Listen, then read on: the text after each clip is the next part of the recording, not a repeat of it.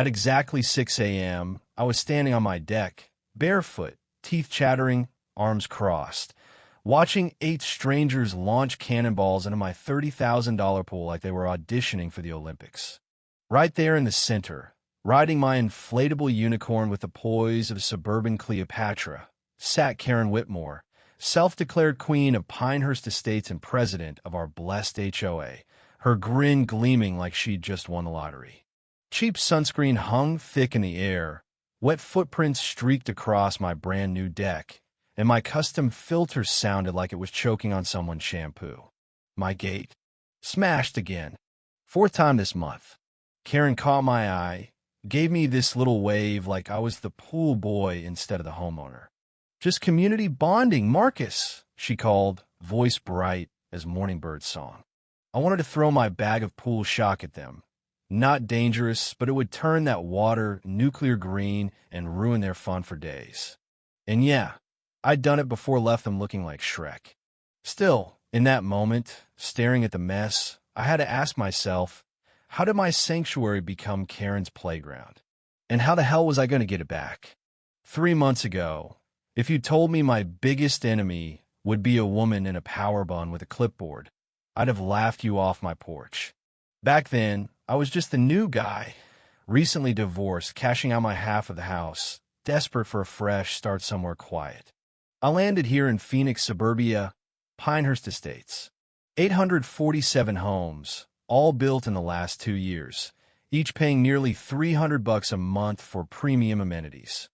Fresh asphalt still sticky from the trucks, construction dust in the air, and HOA rules thick as the desert heat. But I didn't care about all that. Not really. I cared about my backyard, my own private paradise, bought with every penny I'd scraped together after my life fell apart. That pool's saltwater, imported tile, LEDs that made it glow like something out of a resort ad.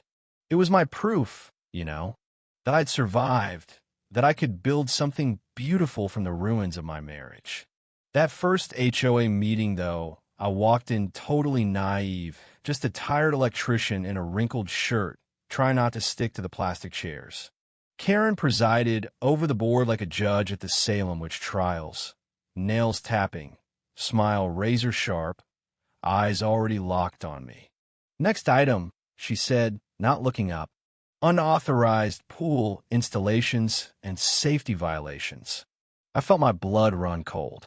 Unauthorized? I'd filed every permit, passed every inspection. But Karen didn't care. She held up photos, my pool, my backyard, taken without my permission. LED lighting installed without architectural approval. That's a $1,500 fine. I pushed back, told her everyone had those lights. Rules apply equally, sweetie. The way she said electrician, it felt like an insult.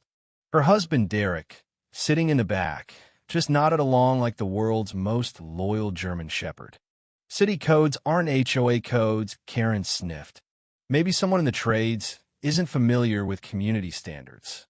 I cornered her after the meeting, tried to get a straight answer about these so-called violations. She twirled her keys, looked me up and down.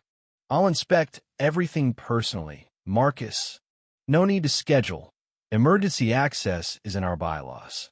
Her SUV door slammed in my face. I should have known right then. This was the start of a war. Next night, I came home to chaos. Gate twisted off its hinges, pool chemicals half gone, my custom furniture soaked and shoved aside. 3 of my brand-new LED fixtures lay smashed. On the table, a citation, multiple violations, corrections required, or face escalating penalties. Signed, K. Whitmore. That weekend, it got worse. Karen's entire extended family moved in like conquering Vikings. Kids cannonballing, adults grilling steaks, the smell of barbecue replacing the peace I used to love. When I demanded an answer, Karen floated past on my raft, martini in hand, laughing about community standards and comprehensive pool safety testing. I realized then it was never about safety. She wanted my pool, and she'd use every rule in the book to steal it. It only took 2 weeks for things to get uglier. I was pouring my morning coffee when my doorbell rang. Officer Martinez stood on my porch, already sweating through his shirt, with Karen lurking just behind him. "We've received a complaint about threatening behavior," he said. Karen clutched a tissue, claimed I'd threatened her during a follow-up inspection. She had witnesses, all family. He said he'd make me regret it. Her voice trembled like she was auditioning for an Emmy. "Did you?" Martinez asked. I told him flat out that I just told her to get out of my yard and stop using my pool.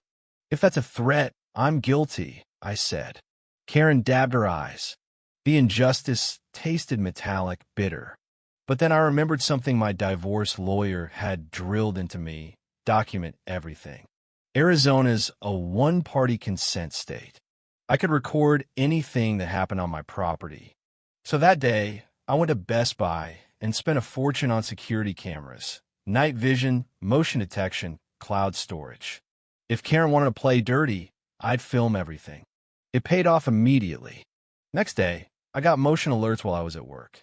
Karen's family back in my yard, but this time she was giving a tour to a couple I'd never seen, showing off my pool, talking about premium community amenities. The couple took pictures, nodded along. The woman even tested the water. That night, I printed screenshots, marched to Karen's door, and called her out, told her I had proof she was using my property to sell homes. She tried to bluff, said she never claimed the pool was public. I played the audio, her voice plain as day, promising exclusive access. She turned pale, then slammed the door. For once, I had the upper hand. A week later, my neighbor Helen, 73, sharp as a tack, brought me an envelope from City Code Enforcement. Someone, wonder who had reported me for unpermitted electrical work. Inspection scheduled. Possible fines up to $5,000. I had every permit in a binder, every inspection certificate, every receipt. When the inspector arrived, with Karen in tow, of course, I handed over the paperwork. He cleared me on the spot. Karen tried to fake expertise, but the inspector wasn't having it. "Are you a licensed electrician?" he asked. She sputtered, then stormed off, threatening that my documentation game wouldn't protect me forever. She wasn't bluffing. That afternoon, Derek showed up, official-looking clipboard in hand, claiming he needed to inspect for liability issues on behalf of my insurance. Only, he didn't work for my carrier at all. While he snooped around, I got an email from my real insurance company. Thanks to Karen filing a formal complaint, my policy was under review. Premium jumped from $1,800 to $4,000 overnight, unless I installed a 6-foot privacy fence. I paced the job site in fury. Karen had weaponized my own insurance against me, using her family's trespassing as evidence. That night, I found Helen in her garden and poured out the whole story. She told me to bring my HOA covenants. "Most people never read the fine print," she said. We spent hours combing through documents until Helen found a loophole, a clause that let me designate my pool as community accessible. That would force the HOA to take on all insurance, maintenance, and supervision. Plus, I'd have priority scheduling and could revoke at any time.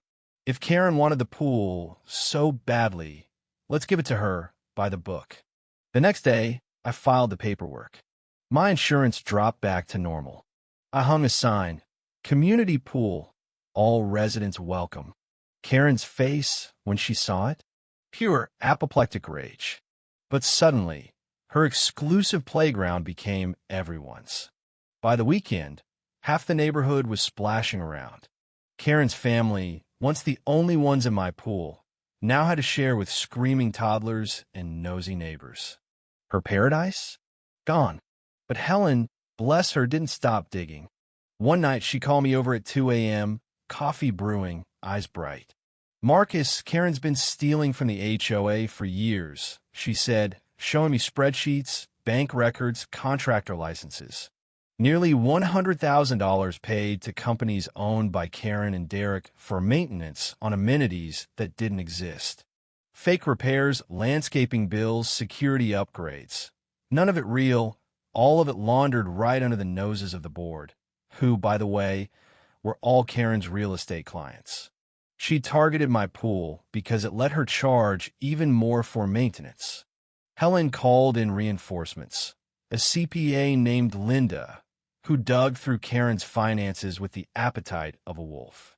They mapped out the whole scheme, tied it to Derek's insurance fraud, and even found a series of emails outlining the plan to use my pool as a profit center for endless HOA contracts. We planned our attack like generals prepping for battle. Financial complaints to the state, evidence to the county attorney, insurance fraud reports, and a media blitz with Robert Kim from Channel 12's investigative team.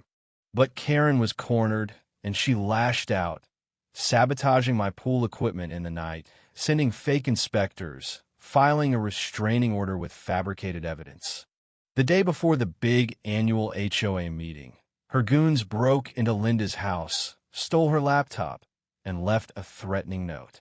Every security camera on my property had been disabled with paintballs, every witness intimidated or silenced. It felt hopeless. I was being painted as the villain. But Helen had one last card, a secret recording of Karen's confession, and Robert had done his own digging. So I showed up at the meeting anyway, restraining order or not, with Helen by my side and Robert waiting in the back with his camera crew. Karen opened the meeting like she was running for Congress, painting me as a stalker, a bully, someone out to destroy the community. Then Robert stood up, microphone in hand, and called out the $93,000 in fraud. The room erupted. Karen denied everything, but Helen stood and produced a flash drive, emails, and video proof. Officer Martinez appeared, badge gleaming, and announced Karen's arrest on the spot.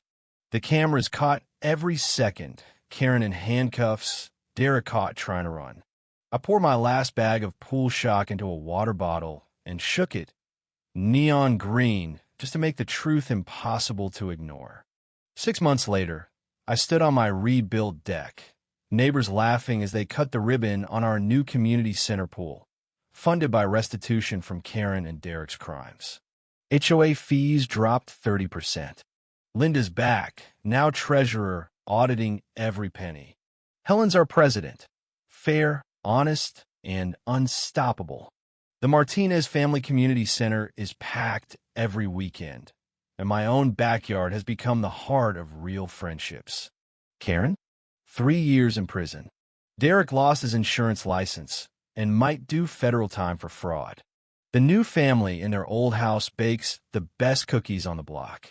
Robert's expose sparked HOA reform statewide, and folks from all over the country have messaged to share their own battles against Karen's. Standing there, sun rising over a pool built from the ashes of my old life, I realized the best revenge wasn't turning the water green. It was building something real and lasting from everything they tried to destroy. So what about you? Ever gone to war with a neighborhood tyrant? Drop your wildest HOA story below. Let's keep this fight going one backyard at a time. And hey, if you're ready for the next round of justice, hit subscribe and ring the bell. Trust me, you won't want to miss what's coming next.